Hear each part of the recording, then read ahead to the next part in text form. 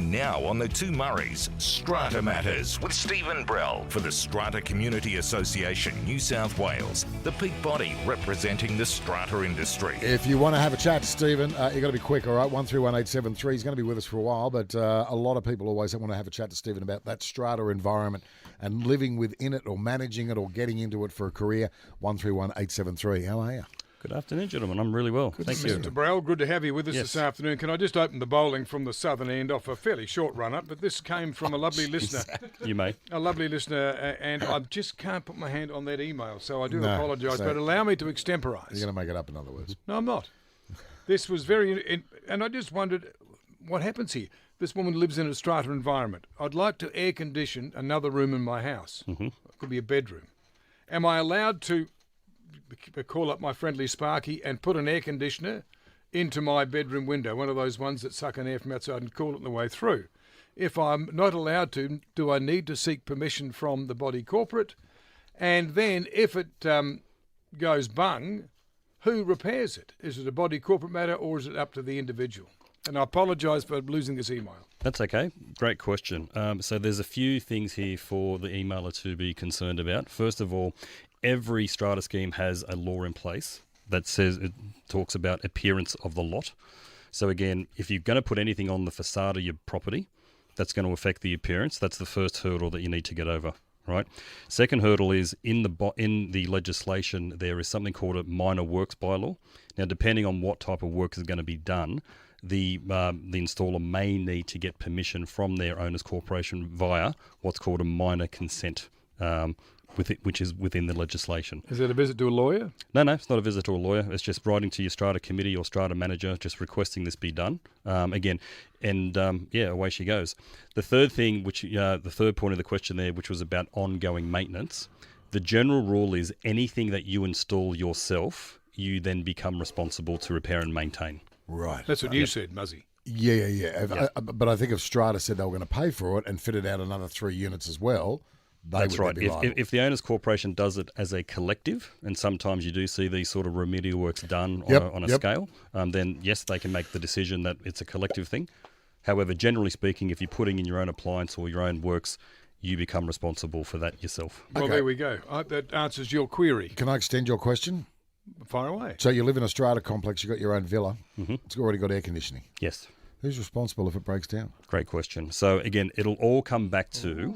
You're full of the great questions. Well, no, the unit's on the outside of the building. That's right, yeah. So it all comes back to how and when it was installed. It was brand new. It was already there when they bought. Yeah, so it was already there when they bought, and it's located on, and the condenser unit's located on common property. Yep. That will be the owner's corporation's responsibility to repair and maintain, or the body corp's responsibility. Right. Now, what many owners' corporations do in that situation, where it's common for, say you're in a villa complex and everyone's got the same setup, where you've got your own air conditioner, but it's located on common property, they will often pass a bylaw which says the responsibility is passed back to the individual lot owners. And again, to do that, you need what's called a special resolution or a 75% majority. Okay. But that's a common thing, because what many people say is, well, I can't control how you use your air conditioning in your apartment.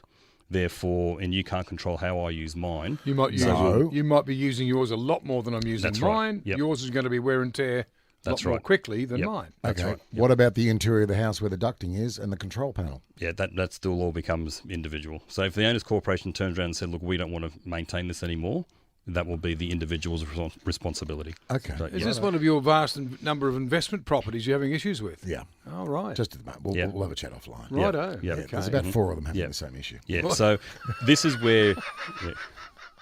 This is where strata living does become very complex, and the advice that I give to all owners and strata committees is you need to read your bylaws and be familiar with what the rules are for your specific building, because they do vary from strata scheme to strata scheme. And from state to state as well, although, broadly there are commonalities too. Yep. 131873 is our telephone number. Let's go to the Northern Beaches of Sydney, because Elizabeth is joining us this afternoon. Hello there. How can we help?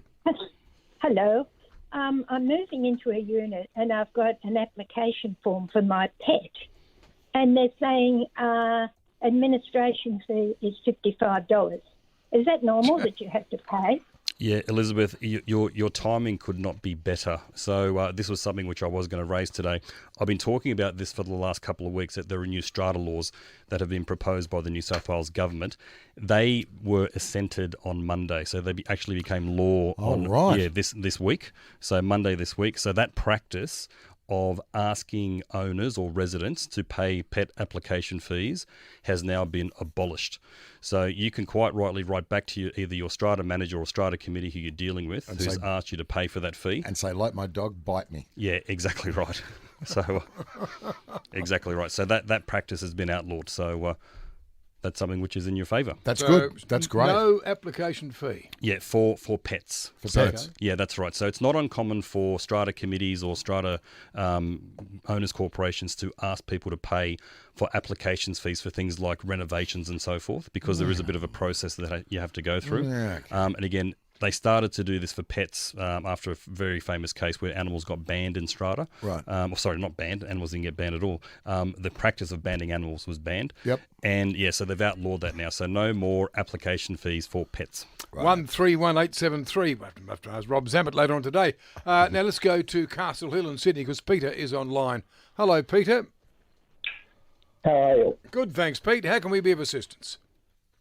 I've got a friend who's got a unit, and it's a two-story unit, and they're upstairs, and they're wanting to update their bathroom, and the old slab in between is only 65 millimetres thick, and there's some pipes running through the slab which isn't adequate, and they want to put some pipes underneath the slab in the lady downstairs apartment and put a full ceiling in. Are you allowed to do that? You would be allowed to do it as long as you get permission from the owner below. Now, normally in this situation, what would occur is there'd be some compensation paid because you are intruding into her lot. So if she's got a lower, I understand exactly what you want to do. You want to try and lower the height of her ceiling. So yes, you can do it, but you'd need her permission in order to do that. Can't you just have pipes coming down through out of her ceiling along the living room and up the other side? You can try and do that, but it What? might be a little bit difficult. Where do you live? It could be an artwork. Where do you an artwork? You could paint it. Does that help you out, Pete? Yes, it does. There is a bulkhead at one side, and that would be the level of the new ceiling, so it's already quite a large bulkhead. So the new ceiling, would just tidy the whole thing up, and they have offered to put in some downlights and really tidy up the upper side of the ceiling for us. So, okay, I think that could be a happy outcome, couldn't absolutely. I mean, look, these sort of situations where you can come out with a win-win for everyone. So, if she's looking at getting a new ceiling or doing things like putting some downlights in, could be a good outcome.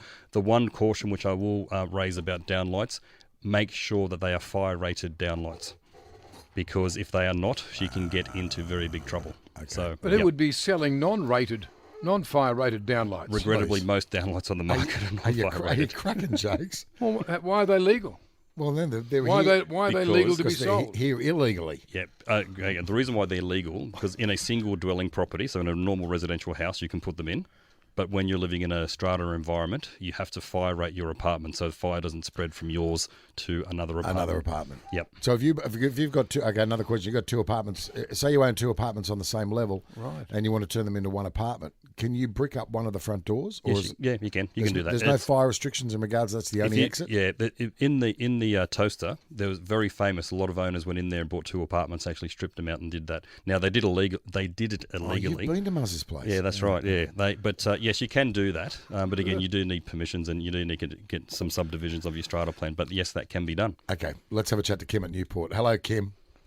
Hi, how are you? Well, thank you, Kim. That's good. Another strata question, please. If I live in townhouses, there's 5 of us. If I want to renovate my bathrooms, do I have to get permission from the strata? Yes, you do. So that comes back to what I was saying earlier about the minor works. Only if you get caught. Yeah, only if you get caught.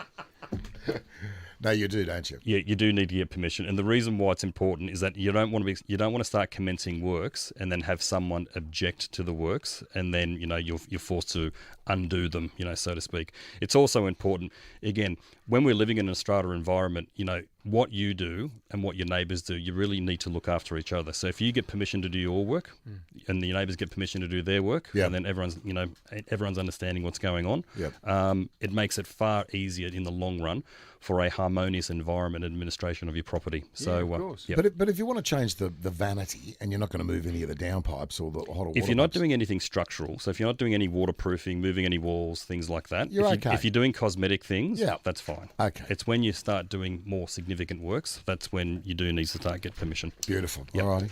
Okay. Where are we going, Muzza? Going to take a break? Okay, that's a very good idea. 131873 is our telephone number. Very special guest on a Sunday afternoon, Stephen Brell.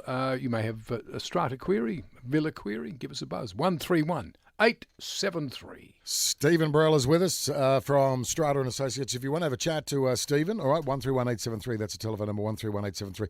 Muzz, just quickly before we mentioned in the news, 3,000 people have been evacuated after that fire broke out at the shopping centre in Sydney. 3,000 in Penrith, in Sydney's western suburbs. Westfield and Penrith. It's been contained and the fire crews and police are remaining on the site, but one person was treated for smoke inhalation, but 3,000 people evacuated. Yeah. One person only treated. That's a fantastic result in terms really good of, result. maybe casualties. And what a really good real-time exercise in terms of managing something like that on that scale. Yeah, Bloody absolutely. hell. Absolutely. 131873. Stephen's with us from Strata Community Association. If you want to have a chat to him, where are we going? We're going to go to Cleveland in Queensland, and Dave is online with us. Hello, Dave. Good afternoon. G'day to two Murrays and Stephen. A quick question for you. We've got a situation at the moment where a new owner has bought one of the townhouses in our strata. Now, the townhouse hasn't been maintained in over 6 years. It's always been rented. So she, because of a water damage from the leaking balcony, she was compensated with a $45,000 decrease in price, as opposed to the one next door that 3 months prior had sold for the top price of $600,000. So she got hers $45,000 less Right. to help with the repairs. Now she wants the body corporate to pay for a brand new membrane and all the repairs, totalling $25,000. What's our position on this? Dave, it's an interesting situation that you find yourself with. By the sounds of it, your purchaser there might just have better negotiation skills than the other person. On the basis of what you've said, it is going to be up to the owners' corporation to fix that. However, I'm going to qualify that advice by saying you need to check the plan that you're in, your strata plan, because it is normally things like waterproofing and so forth. It is normally the owners' corporation's responsibility to repair and maintain, even if you are in a villa or a townhouse. So in this situation, it sounds as though your new neighbour is a fairly good negotiator, and she may have done fairly well out of it. She's having a laugh. Yeah. She's having a great big land, again, I reckon, Dave. I would encourage you to check the strata plan and what the maintenance provisions are for your particular plan, because townhouses do vary. And again, my advice is strata is not a one-size-fits-all scenario all the time, and you do need to check what the laws are and what the rules apply to your particular building. Okay, good on you, Dave. All the very best. Just on that very, very quickly, do you know of any strata bylaws that are set up before a brand new units are sold that states can't rent them out? And you can't put them on Airbnb. They've all got to be owner-occupied. Yeah, great question, that one. Another one. You're on fire this afternoon. Did you hear that? Yeah, I did. But when you've got the extensive portfolio that you've got, these are real-time issues. I've got lots of questions. Because you're a slum landlord, that's why. Okay. To the first part of your question, no bylaw can restrict the use of a lot. So you can't, there's no bylaw that you can put in place, either by the developer or by the owners' corporation, that attempts to restrict the use of the lot, meaning you can't put a bylaw in place, for example, to say that only owner-occupiers can live in our property. Okay. Righto. However, in New South Wales, and again, similar laws apply in Victoria and Queensland, you can restrict, an owners' corporation can restrict Airbnb. Why? Because it's deemed to be a different type of letting. It's short-term letting as opposed to long-term letting. Yeah. You don't want Airbnb coming in, someone from Brazil Why not? just wants to come and party 24/7 while they're here. They're going to pay you $5,000 a week, you would. They're not paying me, they're paying the bloke next door. Bugger that. You're cracking jokes. Damn, okay. And Pete says, listen, Muzzy's pets should not be allowed in apartments. Dogs bark and bark and bark 24/7. Yeah, it's a common problem in strata schemes with people with pets and dogs. Particularly during COVID, we saw like a lot of areas, an explosion in people getting pets in their apartments. And then when everyone returned to work, the poor old pets were left home alone for the first time. So there's a lot of squawking there.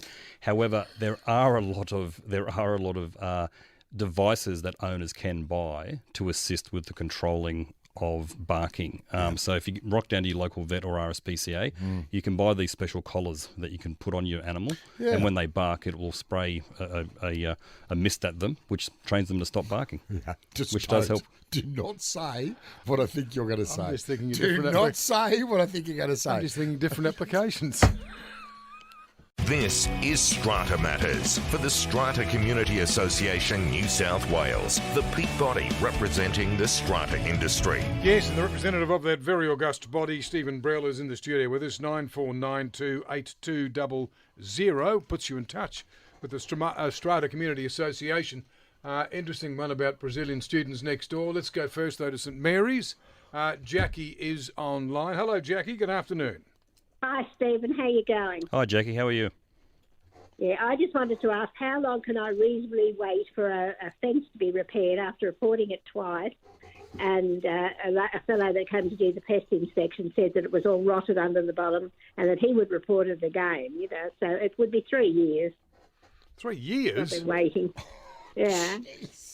That doesn't sound fair. No, it does not sound fair. No, so, I don't like it either. No, that's right. So, okay, there's a few options available to you, Jackie. First question, is the fence the boundary fence between your property and the neighbouring property, i.e. a different... It is, yeah. Yeah, okay, so it's on common property, so therefore it's the owner's corporation's responsibility to repair and maintain. So this, like any fence, it will fall under the Dividing Fences Act, okay, and what happens here is both your strata scheme and the neighbouring property need to get together and then decide on what the repair of the fence is going to be. So do I have to do that personally, or does no. You should be going through either your strata committee or your strata manager to help you with that. Okay. What property is next to yours? Is it a strata environment next to yours, Jackie? Yeah, there's 6 units. Okay, well that means there are 2 strata bodies. That's right. 2 strata managers just need to get together and say, okay, we're going to get this fixed. Yeah, that's right. So the Dividing Fences Act... It shouldn't be 3 years for Jackie. No, it shouldn't. It shouldn't be 3 years at all. Look, often in these situations when you do have 2 strata schemes next to each other, you all of a sudden you get a little bit more complex because you've got your own strata scheme that needs to say, yes, we want to do this. Yep. Then you've got the neighbouring strata scheme that say, yes, we want to do it as well. And then you'll get into debates about what type of fence you're going to put in. Is it going to be the same fence and we're going to get a new fence and that sort of thing. So, it can become very, very complicated with a dividing fence. Yeah. My advice is try and cooperate with your neighbours as much as you can and compromise where necessary. Okay. I hope that helps, Jackie. It sounds really unreasonable, doesn't it? Oh, that's crazy. But if you've got 2 different almost 2 strata two strata schemes, But again, like any dispute, if you've got one scheme that's in agreement, you can take them to the tribunal and enforce that order against them. All right. Now listen, Jane has called through from Abbotsford. G'day, Jane. Oh, hello. Look, I've just got a query about a shared garage space. It's a shared garage space between 3 cars, and say if I drive in, I'm in the middle one, and there's a wire barrier next to me and the garage next to me. I want to put a wire barrier on the other side between myself and the other lot. Now, the first one was put in before I moved in, and I've checked with the strata manager, and he said because it's a shared boundary, as long as I let the other owner know, and I'm prepared to pay for the barrier. I'm not querying the cost of it or anything, but is there any way she could refuse it or stop me doing something like that? Yeah, the only possible way that this could occur, so when you get into a garage, there are all sorts of rules that apply to turning circles and widths of garage spaces and so forth. So as long as the car space is of a width which allows you to enclose it, then there won't be any issue there at all. So, and again, that should be fine. And again, it's on the boundary of your car space and the neighbouring car space, so you just need to sort that out between the two of you and take it from there.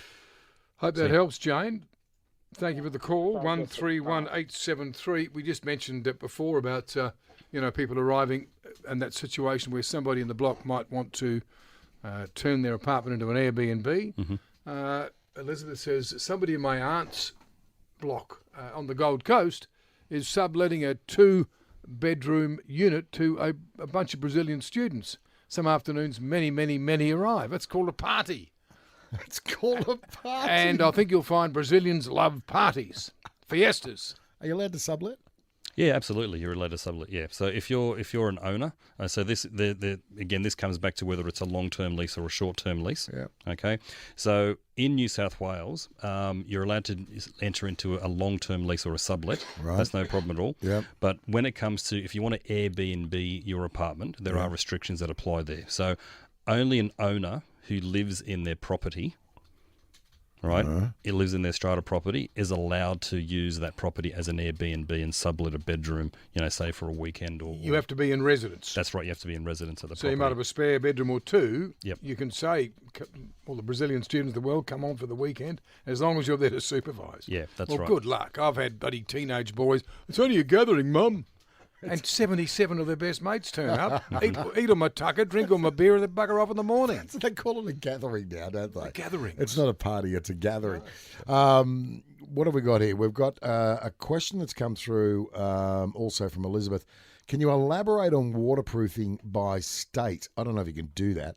Our unit block in Vic has various water egress issues, but they told us we had waterproofed the balcony. I'm not too sure what Elizabeth's asking you here. Yeah, I'm not quite sure. Generally, the laws are the same from state to state. So particularly when it comes to waterproofing, so the fundamental tenets that look after your building, so the structural elements, waterproofing, and so forth, they tend to be the same from Vic, New South Wales, and up in Queensland. The only time they vary, as I mentioned earlier, is where an owner undertakes their own specific works on their property. So often we see owners that will come in, they want to re-waterproof their balcony or retile their balcony, I should say. And so in that circumstance, they give them special permission to re-waterproof their balcony. However, they then become responsible for that work themselves. Okay. And again, this is where it is very important to go through and check the records of the scheme, okay, and understand what has gone on in the past. So who's responsible for what. Okay. All right. Stephen Brell is with us from Strata Community Association. If you want to have a chat to him, 131873, 131873. What have you got? I was going to say, we have a query here about common area in a block of units, and some of the people in the block want to have things like push bikes and prams for children in that common area where there's a fire extinguisher. Now, we've been told in my setup you can't have that occur because of the potential problems that if it's a fire. Yeah, that's right. And there's new laws that are coming in. They actually commence from February 2025. However, because when you have your fire inspection done, what you're inspecting and testing, you need to make sure that it's relevant for the last 12 months. So these rules will really come into effect from February 2024. But what you're talking about there, Muzz, is paths of egress. So when you think of an apartment block, your main common area is often your fire escape as well. Yeah. Okay. And what these new laws say is that you must have clear paths of egress. So you must be able to get out. Yeah, you don't want to be pushing bugaboos and Malvern Stars out of the way if there's a fire. Yeah, that's right. So what part of the problem is for many owners is that even things like having a doormat in your common area, a lot of people have shoe racks and that sort of thing in the common area. We saw, I had one photo come across my desk the other day of someone's put a wardrobe in their common area. A wardrobe? A wardrobe, yeah, exactly right. There's a lion inside, a witch. Yeah, exactly right. So, so all of these things come Feb next year. If you're having these things in your common area, you're probably going to be asked by your fire techs to take them out. Right. Because, they do cause a trip hazard.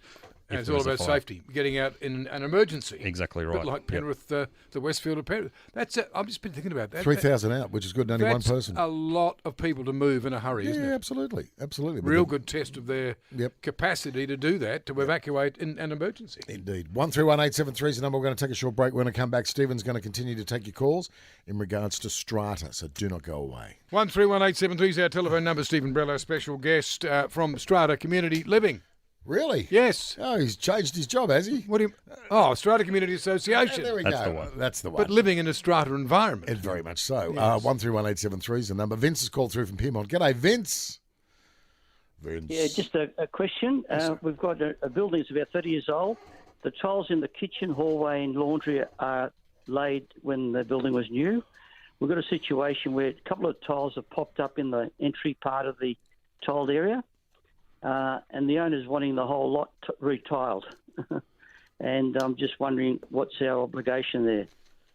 We've been advised to just replace the popped-up tiles with a similar tile that can't be matched, of course, and that's as far as we could be liable for. It can't be matched.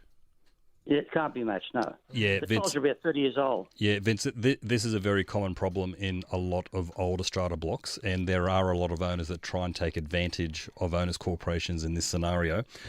What the courts have decided long ago is that the owner's corporation or body corporate only has to match the tiles as closely as possible. So there is plenty of case law on this. I can't reference it off the top of my head, but if you give the office a call on Monday or during the week on 9492 8200, we'll certainly be able to put you onto that. Okay. But again, and just to be clear, where Vince is coming from here is, and for all the listeners, tiles on the common property, so the boundary walls of the apartment and the floor, they are common property. Right. Any tiles on an internal wall is the lot owner's responsibility or the apartment owner. Right, okay. So what Vince is describing here is tiles on the floor. Okay. So again, that's common property. So, Okay, yeah. all right. Good on you, Vince. Old properties. Here we go. See, I'm curious. Do you know what the oldest unit block is Yes. in New South Wales? Yes. Is it still got people in it? Yes. Where is it? Strata Plan number 1. It is located. Where is it? Oh, no, don't tell us. Do you know the suburb? I do. How old is it? Lakemba. Lakemba. Yes. Lakemba Yeah, was the it's- first unit block yeah, built so- in New South Wales. That's right. Yeah. So it actually sorry, I got my facts wrong there. No, you're right. All my Strata colleagues are No, you're screaming right. at me. It's in Dulwich Hill. Dulwich Hill. Yeah. So Strata law came into practice on the 1st of July 1961, and the first Strata scheme was registered on the 20th of July 1961. Hey. What about that? Yes. Okay, beautiful. All right. Okay. 131873. Judy's online from Coogee. Hello, Judy. How can we help? Hi, how are you? Pretty good, thanks. What do you got? My question is, I have a timber pergola and I want to replace it with a pergola on the existing footprint. What approvals from Strata do I need? So what you'll need to check here, Judy, so if you're, by the sounds of it, you're going to be in a villa or a townhouse sort of setup, what you'll need to look at is what the airspace within your villa or your courtyard actually is. If you just want to replace similar with similar, it should be fine. Footprint? Footprint for footprint, it should be fine. There you I go. don't need a bylaw or anything like that. No, but again, what you do need to worry about is the appearance of the lot. So again, as long as it's the same colour, shape, size, and that sort of thing, you should be fine. Okay. However, you may just want to run it past your Strata committee before you do it, because putting a pergola in is a fairly expensive undertaking. Yeah, too right. And you don't want to be asked to take it out if you haven't got it quite right. Righto, good on you. All Just the very ask the best. question first, then, Judy. There Yeah, you that's go. right. Or I'll just say the two 131873. Murrays said it's okay. Yeah, that's right. And Yeah, we want an orange one. Absolutely, absolutely. Where are we going? Leanne of Ingleburn is and this must be common too. Hello, Leanne. Hello, how are you? Pretty good, thanks. You've got a very common problem, I suspect.